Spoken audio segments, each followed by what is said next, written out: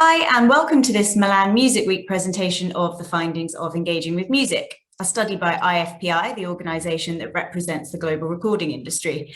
I'm Linzi Goldthorpe, and I'm here today with David Price, Director of Insight and Analysis at IFPI, who is going to take us through some of the findings. Ciao, salve. Welcome to those of you who are there in Milan. We wish we could be there with you.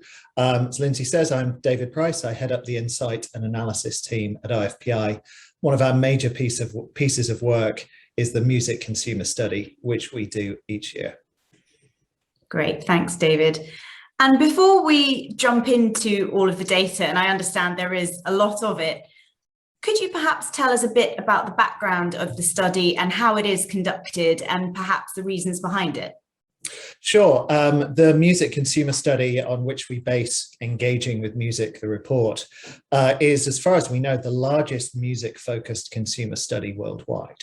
And this is something that provides us at IFPI with a wealth of data that we tend to need to understand how people are engaging, listening to, using music worldwide. It presents us with a huge amount of material. We rely on it to understand what people are doing, and we rely on it to understand how we can best protect and promote music, promote and protect our artists and the record companies that produce all of that music. This year, we conducted the study in 21 countries worldwide. We talked to 43,000 people across the world about their music listening habits, the way in which they find music, listen to it, access it, what they feel about new and emerging methods of music engagement.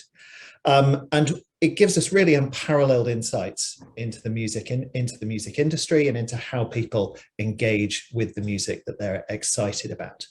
One of the key things we learned this year is just how widely music is spreading beyond the typical ways of listening to music on CD, on vinyl, through the radio, not just through the streaming services that have come to dominate over the last few years, but also through new methods like short form video, music live streams, and even on gaming platforms. Fascinating, thank you.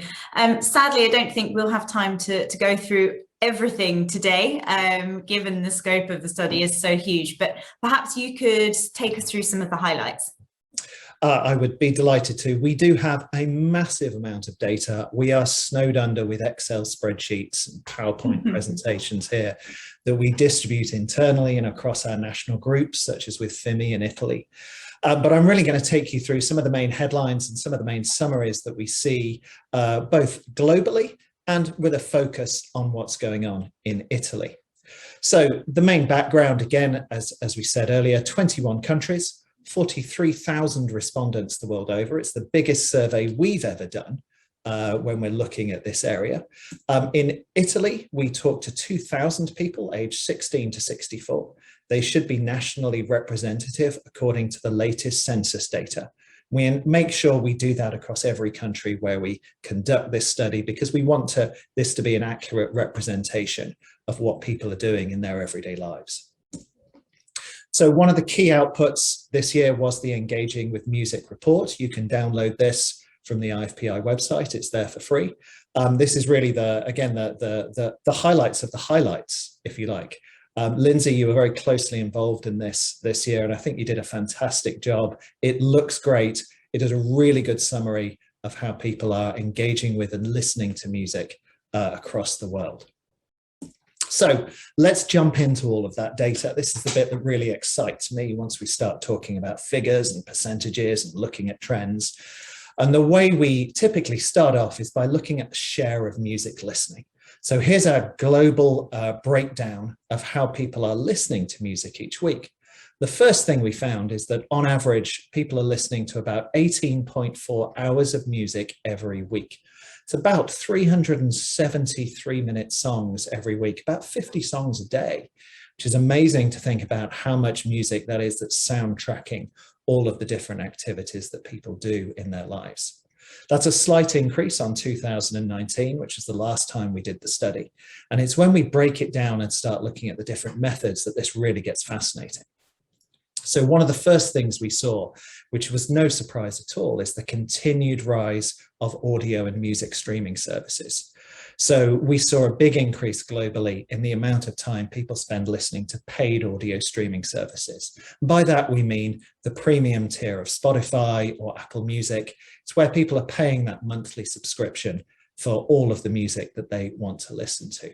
So that rose by about 1.5 hours a week on average for everybody who's out there listening to music and answering our study. We also saw free audio streaming also increasing. So this is the advertising supported tiers, again, of Spotify or Deezer, for instance.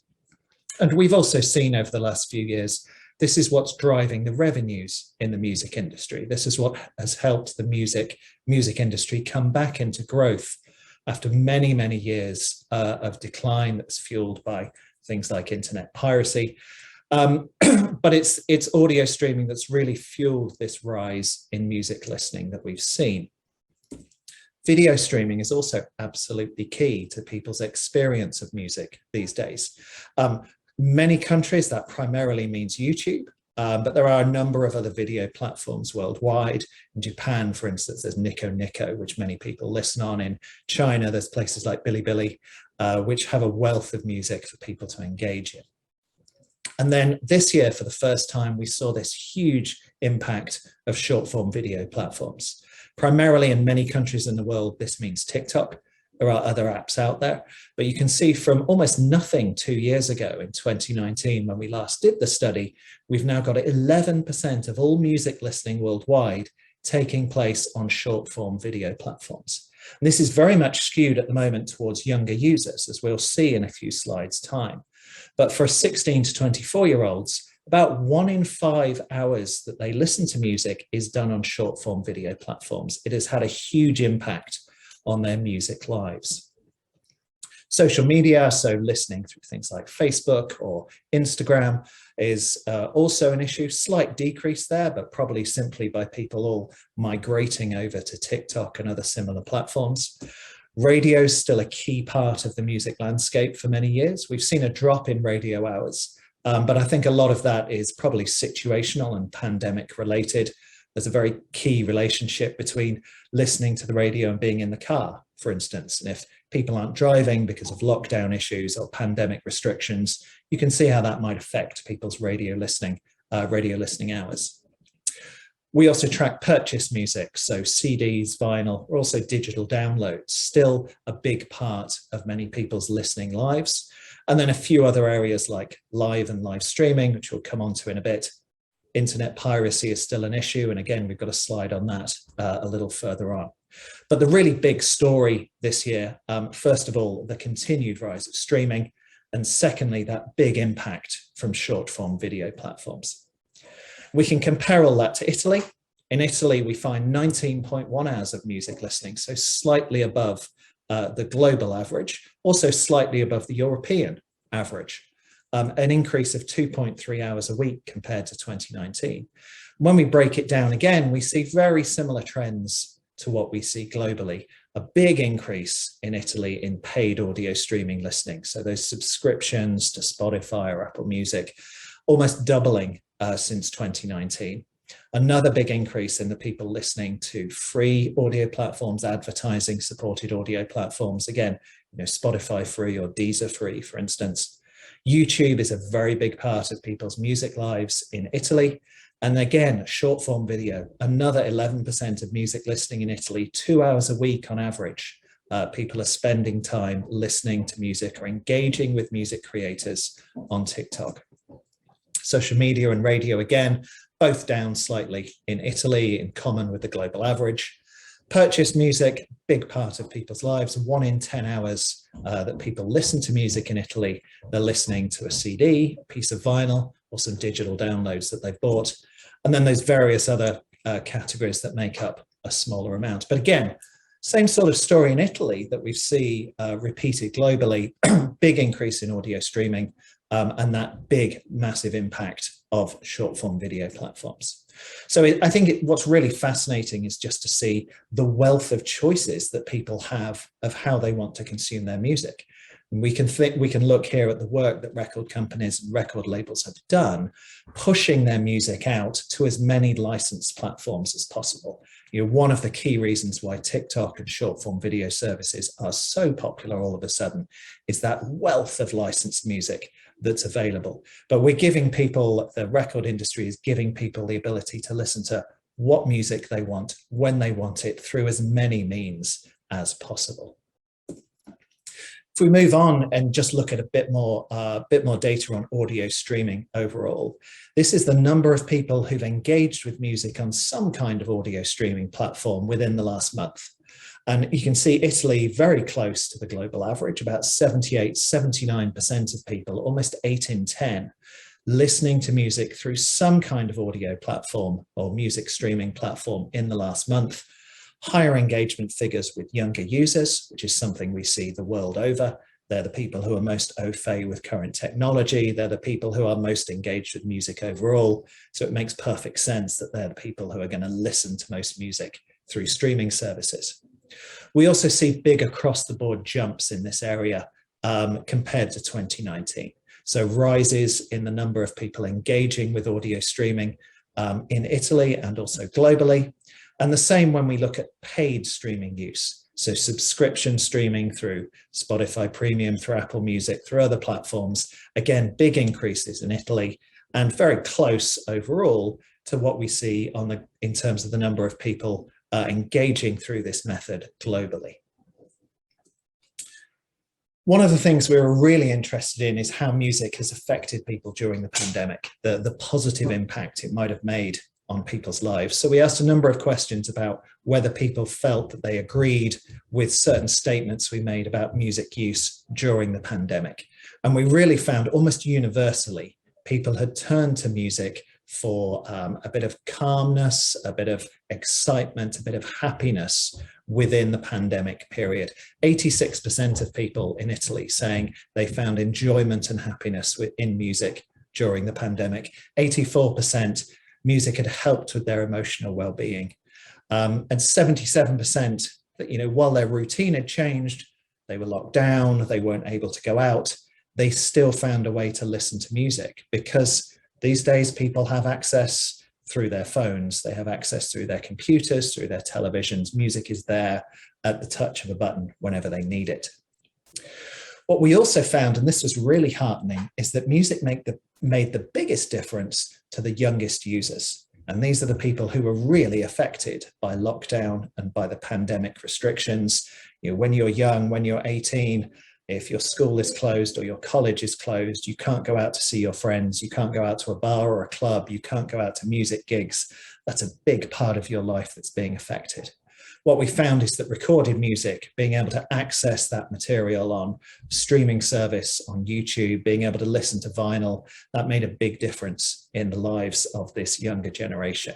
93% enjoyment and happiness in music, 90% saying it helped with their emotional well-being. 71% saying new releases that, obviously record companies were pushing during this period to help artists connect with their fans. 7 out of 10 saying that new releases from favorite artists had helped during the pandemic.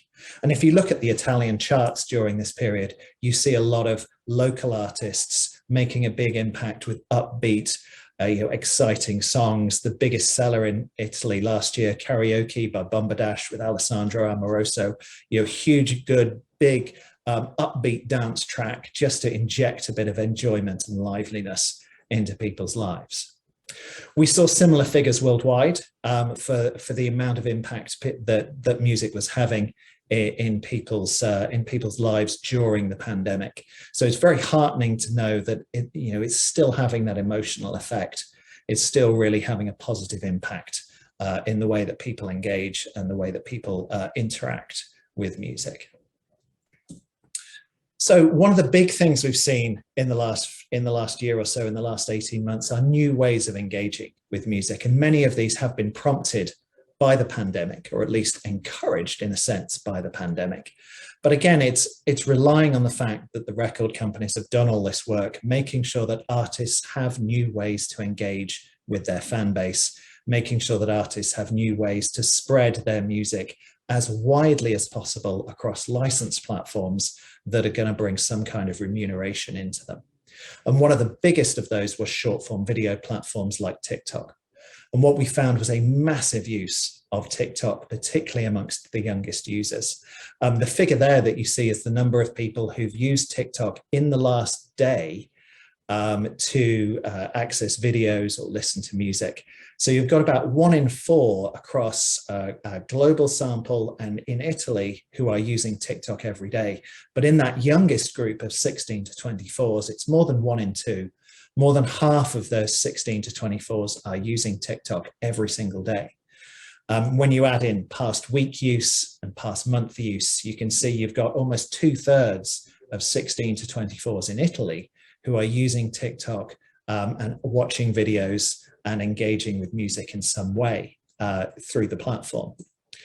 We also wanted to know, how much time are you spending here and how much of that time really focuses on music. So you can see for that 16 to 24 cohort, 8.1 hours a week being spent on TikTok alone. So a huge amount of time, more than an hour a day on short form video apps. And out of that, 5.6 hours, so about 70% of all of that content and all of that engagement is with music videos or with videos where music is absolutely central.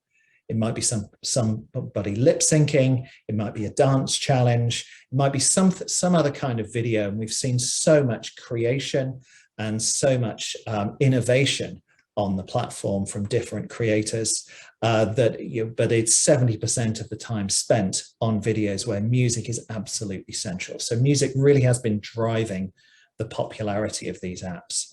A few more stats on that. We had 70% of people downloading TikTok during the pandemic. And one of the key reasons, again, is because the music is there. It's driving the excitement and it's driving the fun and enjoyment of TikTok. 73% I've discovered new music on TikTok, 62% music is central to what I enjoy about the app.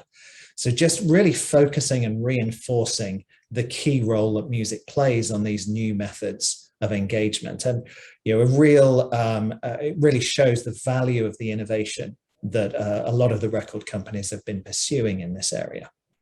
If we compare the global figures, I'm going to switch over a slide to Italy. You can see almost no difference. Italy, again, music's really central here. Music is a key part of what's going on TikTok in Italy, just as it is in the rest of the world. So on top of short form video, we also had live streaming, which again took a huge boost during the pandemic. Unsurprisingly, music artists suddenly couldn't tour. They were locked down just as the rest of us were locked down. And touring is really, it's in the lifeblood of many music artists. They want to be out there engaging with their fans and having that high of being in a live concert. So the record companies were sitting there really trying to push different ways of helping their artists engage with their fan bases in different ways. And one of those was through music live streams. About 3 in 10 people worldwide have watched a music live stream in the last 12 months or so. Slightly lower in Italy, but not really much lower, still about 1 in 4. You can see again, engagement highest with the youngest age groups. Again, not surprising. They're the people who tend to be out at gigs most often anyway. And then we tried to break down how people have been interacting, what kinds of live streams. And it's those informal setting live streams, the ones we saw very early on in the pandemic. As soon as lockdown hit, a lot of music artists started getting on Instagram Live or on Facebook or on YouTube Live and strumming away or playing a very informal, often acoustic set. And it's those that really resonated most with their audiences, their ability to interact almost on a one-to-one basis. If you're watching your favorite star up close playing a gig, that's a great experience. So those are the ones that resonated the most. We saw a number of major music events take place as well. BTS did a huge concert in Korea. We had Dua Lipa, for instance, doing this Studio 2054 concert designed to go out on a live stream. And again, those had a big impact on many people who were watching these live streams. But we wondered about, what's the future here? When things go back to a bit of normal, when venues do start to open up again, what's going to happen with live streams? And we had about 7 in 10 globally tell us that live streams just aren't as good as being there at an in-person concert. Not a surprise there. In Italy, that was even higher. So you've obviously got some pretty good live experiences going on in Italy. 8 in 10 people in Italy told us that live streams just aren't as good. But we also found a lot of people agreeing that there is a future for live streams. You know, often people can't get to gigs and concerts. They might find them a bit too expensive. The artist might not be touring in a place that's easy for them to get to. So a lot of people felt that live streams were a good alternative when the in-person experience isn't there. So, you know, a lot of engagement with live streams over the last 12 months or so. And people do think that this is an area where there is a future as a supplement to normal live in-person touring rather than as an alternative. And again, one of the other areas where we've seen a lot of innovation from the record companies and a lot of development from some of our artists and a lot of hugely creative work going on is with gaming platforms. We've seen live concerts from people like Ariana Grande in Fortnite. We've seen live concerts in Roblox from Lil Nas. And a lot of artists are working out how they can engage with these platforms and how they can put on a truly unique virtual reality experience while playing their music and their songs within these different platforms. In Italy, we had 12% of people who've ever played Fortnite engaging with some kind of virtual concert on the Fortnite platform. We also saw people in Minecraft and Roblox looking at in-game live music experiences. So again, this is an area where a number of record companies have really pushed for further development, where artists are being able to provide a very unique experience by working out how they can interact with players of these games and how they can use this to engage with their fans and provide a very different sort of experience. And then one of the other ways in which music is currently used, obviously, is during exercise. This is an area where we see very wide use of music. So many people saying that when they're exercising, they're engaging with music in some way or another, whether it's creating their own playlists to be able to listen to something while they're running or while they're in the gym. Whether it's listening to streaming services provide music to soundtrack what they're doing, whatever it is, that the music is there to push them on and encourage them. So again, a big link there between people's exercising and the ability to just access music in whatever means people want to. There's no need to have something that's very difficult to access. It's all there on your phone. Just plug in your headphones and you can listen to whatever you want. So one of the other areas where we always tend to look in the music consumer study is about the diversity of listening. And it's as soon as you start working in the music industry, the first thing you learn, I think, is just how diverse music listening is from country to country. The methods people use, the things they listen to, the way in which they discover new music, it all differs substantially from one country to another. And one of the areas where we see a big difference is in the type of music people are listening to. Domestic music listening is very, very strong in most countries. Music that reflects a person's culture and the way in which they've grown up, the music that they share with their friends and their family. Across our 43,000 respondents, we had 140 different genres that someone in that study named as their particular favorite. And you can see that we've got this very wide range that we've just picked out a few here. You have black metal in Sweden, shisha rap in Russia, Carnatic music in southern India, Jacom music in South Africa, Northern Soul in the UK. In Italy, someone picked out space disco. It's very high energy disco music, popular in the 70s and 80s with these futuristic sounds. And it's astonishing to think just how widely people can access whatever music they want at their fingertips now. And again, record companies have really worked to push as much music as possible onto streaming services and onto other platforms so people can access it however they want to. if I was growing up, when I was growing up, if I wanted to access a piece of music, if I wanted to know what space disco was like or Carnatic music, I was out of luck unless someone happened to play it on the radio or I came across a piece of vinyl in a record store. Now I only have to hit a button and I'm listening to a specially curated space disco playlist. In Italy, obviously, domestic music is very strong and a big part of music listening. Italian pop was listened to by 58% of our sample in Italy. And while we've got other genres there that are more generic, pop music, 90s music, singer-songwriter genre, a lot of that will be in the Italian language. It's there for people to listen to and define however they want. But a huge range of different genres, and again, something which differs from one country to another. So just to end on a bit of a downer almost is to talk a little bit about music piracy. This is still an issue which affects the music industry. It's not something that's often covered in the media anymore. They seem to think we've solved it because we closed Napster down 20 years ago. Fortunately, that's not the case. Music piracy is still a big threat to the recorded music industry. It's a big threat to the livelihood of our artists, especially when we see pre-release leaks pushed out widely on the internet. It can really damage a career and it can damage the enjoyment that people can take from that music.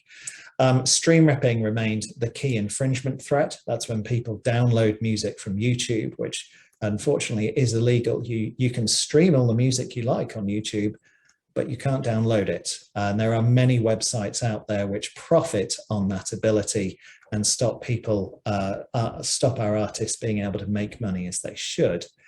Cyber lockers and peer-to-peer activity such as BitTorrent are also key in this area. In Italy, we see the same sort of issues. Stream ripping is the big problem, as it is across many countries in Europe, with cyber lockers and BitTorrent still an issue. IFPI does a huge amount of work in this area, and our record companies put a huge amount of funding into this. It's stuff that goes on in the background, and I think a lot of people aren't aware of all of the work that is done in this area. But record companies are putting a massive amount of resources into this, into fighting music piracy and into trying to protect the music that artists are releasing on a daily basis. So that's kind of a very brief summary of some of the material in this Engaging with Music report. It's all out there, and it's a fascinating thing to study. Linzi, have you got any questions having gone through some of that? I've thrown a lot of data at you very, very quickly. Yeah, thank you so much. It's fascinating. I could listen to you talk about it all day. It's a really enjoyable piece of research to work on. I was just wondering, given you've kind of delved into so much data across so many countries, was there anything that surprised you this year with the findings? I think one of the things that really amazes me all the time, as we talked about a little while ago, is the number of genres that are out there that people really, really are engaged with. We had 130 odd genres, which somebody is saying, this is my single favorite thing. We came up with a list of about 350 to 400 different genres that were mentioned at some point during the survey. And the really heartening thing, the way in which we do the study, is that we list about 40 to 50 genres in each country and ask people just to tick if they listen to it and tell us which one of those is their favorites. And then we also let people write in, tell us if we haven't mentioned your particular favorite genre. We had thousands of people out of our 43,000 respondents, thousands writing in individual genres. Some people giving us links, go and listen to this song on YouTube. It's like they're so passionate about it. They want to share the music and convince us that this is a wonderful genre that we should be listening to. And I find that really, really heartening. And it just shows the emotional connection that music has with so many people. Yeah, it was just wonderful. I certainly learned a lot and it led me down a few rabbit holes looking at different playlists and across some of the different genres. So yeah, that was really, really great. I also wondered, you spoke a bit about how since we last did the study, there have been newer formats that have emerged, such as short form video and live streaming. But I wonder whether you could touch on some of the more legacy formats. You mentioned at the beginning that radio is still quite a large part of listening, kind of globally. I wonder if you could talk a bit more about that for us. Yeah, absolutely. I mean, radio is such a key part of the way in which people interact with music, and it's often a key part in the way in which people discover new music. You know, it's always been there in the background of our lives, and it's a way for so many people to listen to music, and it is still, as you said, a key part of the amount of time that people spend listening to music. What we found in this study is that we asked a few questions about the role of music in the popularity of radio.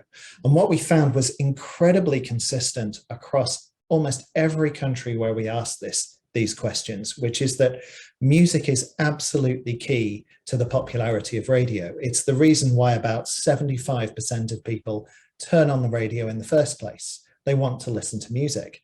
It's the reason why about, again, 75% of people pick a particular station. You know, I want to pick that station because they play the music I like. So the real focus is on the music that the radio plays. So it's less about, you know, the presenters and the news and the weather and the traffic reports. It's really about the radio choosing the right kind of music and putting the right kind of music in front of people. But the heart of it is the music that they're choosing to play. So I think that's really fascinating to understand just how central the role of music is to the popularity of radio worldwide. Brilliant, thank you.